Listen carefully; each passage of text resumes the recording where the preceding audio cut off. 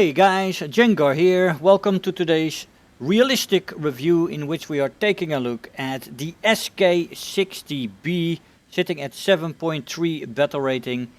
The new Swedish attacker slash bomber. It is in the bomber line, but it is, noted down as an attacker.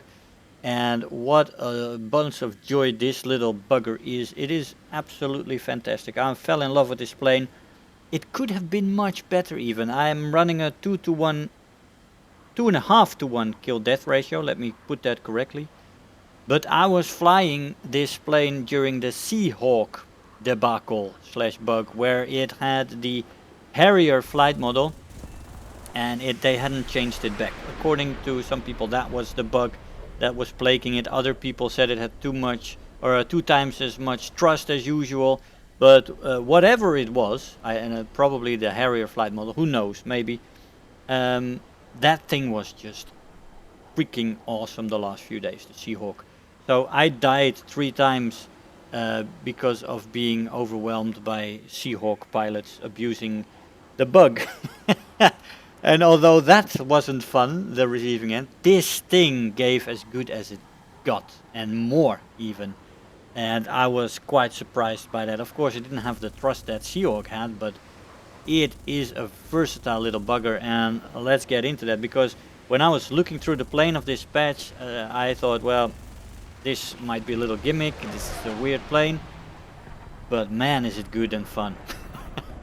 So you can already smell my my recommendation of this coming. But let's go into it a little bit. What is this plane exactly? The maximum speed in this plane at sea level without afterburner is 699/700 kilometers an hour, and with the afterburner 718. At 4500 meters still go up to 638 without, and 656 with, and finally at 6500 meters still go up to 565 without, and 583 with. Now these speeds are decent, but not spectacular. This is not a fast plane in a straight line. It is not spectacular when it comes to the straight line flying. But in a dive, it is actually quite good at 7.3. She can go up to 888 kilometers an hour before she redlines. And I crashed her into the ground from 700 from 7,000 meters up, and I reached a speed of 990 kilometers an hour before I crashed into the ground. She didn't rip yet. So that means that the window between the red line and the rip is at least 100 kilometers an hour when you keep her in a straight dive. When you're not rolling, when you're not making maneuvers. Of course, she will snap earlier than that, most likely. But 990 is reachable in a dive like this when you just go in a straight line. You see the wings flappering all around, but she doesn't rip. And that is interesting. So in a dive she is actually quite good. And she has a late red line.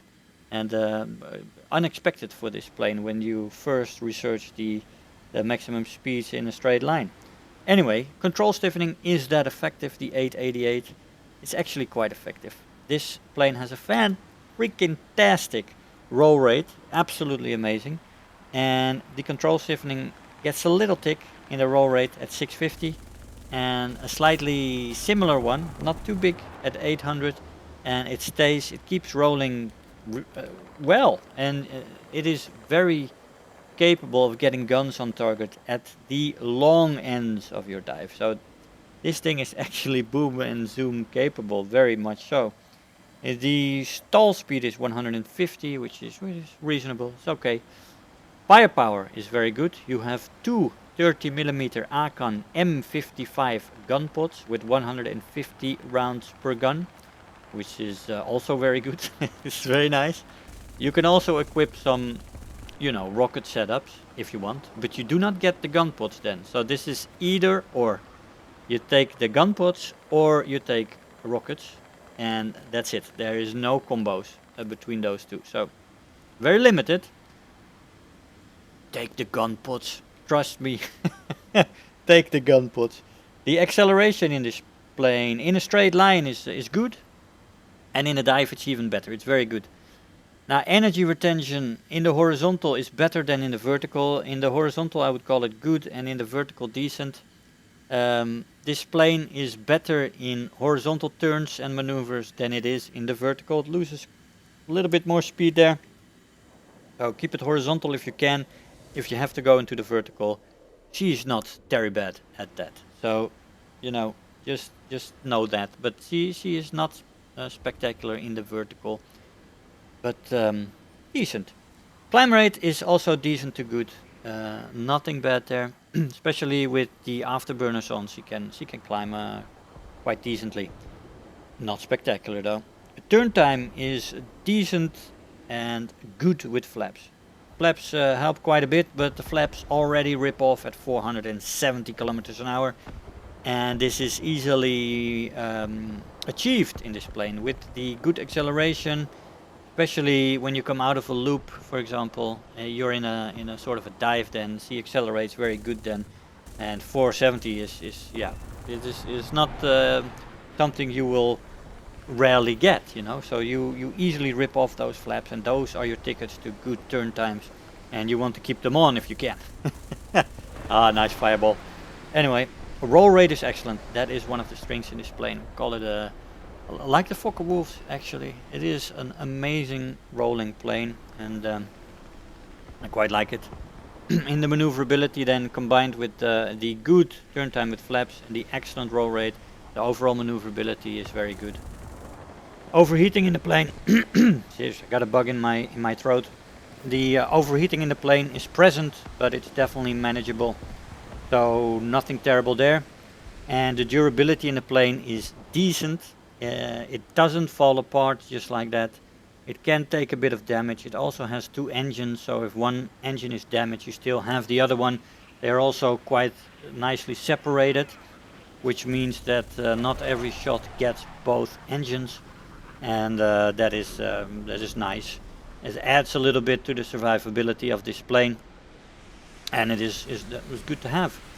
Now, this plane really is a jack of all trades, I would call it. She is quite good at boom and zooming. She is also a decent energy fighter, and she can also turn very well. Or very well. Well. Well for a jet, let's say. Pretty good for a jet. And she doesn't do anything terrible. So she does shine at being versatile and being able to just switch between the roles like that. I mean, this this F80 is gonna have a big problem to get his guns on me, because I just roll in a much superior way. I'm much faster than him. I have a better pull on the elevator as well, although that can be a competition with the F80 is quite nice. And this plane doesn't turn spectacularly, but it is a good turn fighter, and the roll rate makes it that roll a little bit too much there. Should have gotten him already. But I am still too late for the shot here, but that would have been a kill as well for an experienced jet fighter. I was still getting used to the aim on these 30s.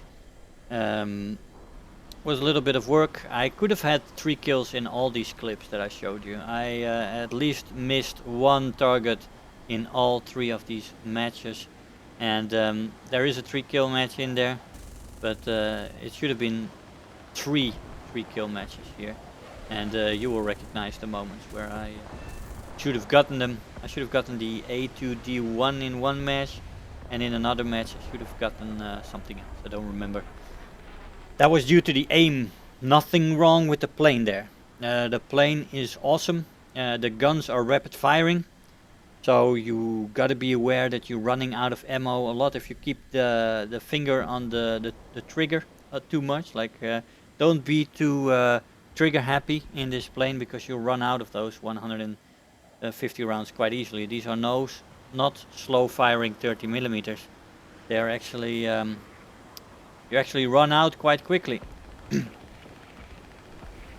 And that's good. It gives you a good chance to hit somebody when you get the aim right. But when you don't get the aim right, you just miss a lot of shots. You just and I had that. I was still getting used to that. Went a little bit better after a while, and I think if you specialize in this plane, this is gonna be a demon at 7.3 battle rating. This is such a joy to fly. You feel in control. You feel like you can do everything. You can switch between the roles rapidly, and it's just a joy to fly. I had fun, and yeah. Me as a prop pilot, I don't always have fun in jets. Let me say that it's not my thing. I do it because I sometimes enjoy the missile kills, and it's a little bit different something. And if the if the new planes come out and there's jets in there, I usually want to cover them and get a review out. But my love lies with props, and if you then go into jets, and I'm actually meeting a jet here that I'm having fun in, we can call that spectacular. And I mean really that much fun that I would like to have. This is that A2D1 that I'm trying to get, and I should have gotten that. And it would have made it more easy for me to survive as well. Maybe get back to the airfield here in this match. But I kept this clip in because it gives a very interesting look on the maneuverability against multiple opponents here for this plane, which is really awesome. But yeah, I should have gotten that A2D1, and I would have faced only this Thunderjet here, and I may have been able to get back to the base here. But yeah, unfortunately, you will see the end here in a bit. But that's all right. It's all right. It's just my bad aim that was the cause of that. But it's an awesome plane. It is very enjoyable and it is fun. And I think in the hands of somebody that loves jets and that wants to fly jets before props, this is gonna be one of your main fun factors the coming weeks. If you're far into Swedish, of course. Otherwise, you're gonna have to go through the Swedish line. But this is one of those duels that makes it worth going through the Swedish line. And rank 5 Sweden didn't have too many duels. It was actually, well, you saw my rank review on that. If you haven't, go watch it. But this one makes it worth going through the ranks for rank 5. This is a fantastic plane and a lot of fun. And yeah, let's see what kind of rewards we got here. Final blow, terror of the sky, bulletproof, 62,000 silver lines and 17,000 research points. I'll see you in the conclusion. Here we are after the match. This plane, man. I'm so happy that I went to visit this plane first. You know, honestly, I was a little bit afraid of top tier. I didn't want to go in there straight away. Just wanted to have some fun times. And I thought maybe this plane might be the good thing to step into the jets for a sec. And it was a perfect choice. The SK60B, what a fantastic joy to fly this plane. It's so fun. A great plane. Have to get used a little bit to the placement of the guns. The gun pods are spread far between, so you don't have centralized firepower.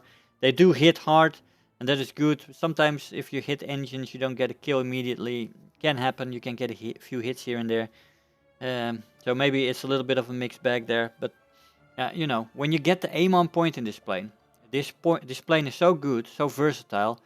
I think you will wreak havoc in this plane. And without the Seahawk thing, I would have had 12 kills and 2 deaths. But because of the Seahawk error bug / thingy, I got a few more deaths than I needed to have. I got 5 deaths in this plane and 12 kills. And it could have been way better. Because of those deaths. So this thing was already amazing, and if I would have gotten my aim on point, well, this plane is just awesome. Go fly it and have fun in it. Take a few friends. You're going to be devastating the whole enemy team. Guys, I hope you enjoyed the review. I want to thank you all for watching, and I'll see you guys next time. Bye-bye. If you're new here, make sure to hit the subscribe button, become part of this community. If you are already a subscriber, don't forget to like the video, do leave me a comment, and if you really feel like helping out today, make sure to share the video with your friends and let them know about the channel.